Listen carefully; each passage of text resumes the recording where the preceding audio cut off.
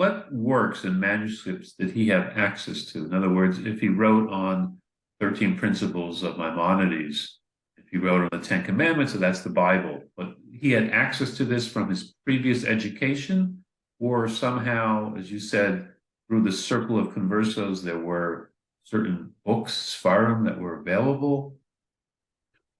Yeah, so this is one of the great areas of understanding other crypto Jews also. In other words, how did they know what they knew? And Professor Yerushalmi wrote a very important article about this many, many years ago, but a lot has been built on that. Professor Bodian's book deals with these issues. Also, Professor Yosef Kaplan, live and be well, in Yerushalayim, spent a lot of time trying to trace what sort of Jewish knowledge that people have before they came to the places like Amsterdam where they could return to Judaism fully, right? So with Carvajal, he's in a really interesting test case, because here we have a guy who is decently educated. He can read Latin, which already is a high level and opens up all these books. But he wasn't a priest. He wasn't trained at a high level. So it really comes from his own autodidactic hunger. So it's a mixture of, like you mentioned, Jews who are, now living like Catholics in Mexico, which there were some of them, some members of his circle that knew more. So there was a doctor on his boat that he's very close to, Dr. Morales, and he talks about him. Oral knowledge that his parents told him, about holidays and things like that. But he does a few things. He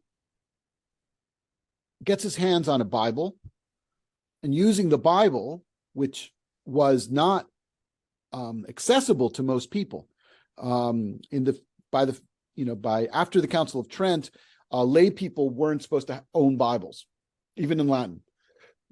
So he gets his hands on a Bible, and that opens up a whole world of his ability to interpret and to make sense of the Bible for his own purposes.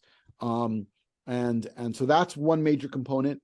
The other one is popular Christian works that contain just a lot of these new ideas about spirituality, about prayer, about meditation, about ethics, that were uncannily very infused with biblical ideas. And these works were written in vernacular. They were popular. They were accessible, written by people with names like, Fray Luis de Granada or Luis de Leon and others. And so he got a lot from there. Those books with titles like, Meditations on the Symbol of the Faith, or The Signs of the Cross, the very, very Catholic books. But because if you read them properly, you can glean a lot of content, which then you can make Jewish. And lastly, when his penance was at a monastery that had a very, very good library. And one of his jobs there was as the secretary, the private secretary and scribe of the rector. And so the rector would say, can you copy out this chapter for me? There were no Xerox machines, right? So no PDFs. So can you copy this chapter out for me? So he'd give him the keys to the library. So he says, they gave me the keys to the library. They don't do that with everyone else. And so he would go there wherever he wanted, and he would take off the shelf books which were of biblical interpretation, which actually were written often as anti-rabbinic books trying to show that the Jews are wrong, the Christians are right. And how am I going to show you that the Jews are wrong? I'm going to quote a long passage of Maimonides. I'm going to quote a long passage of an Agadah.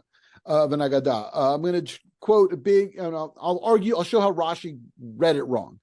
But guess what? They're going to quote the entire piece.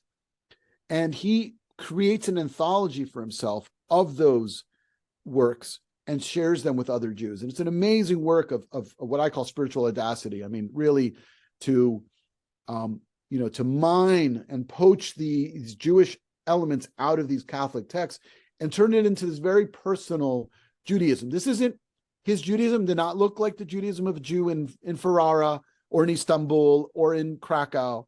It was very unique to him based on his scenario, based on his environment. But I mean, I read him as someone who really just did a lot with very little.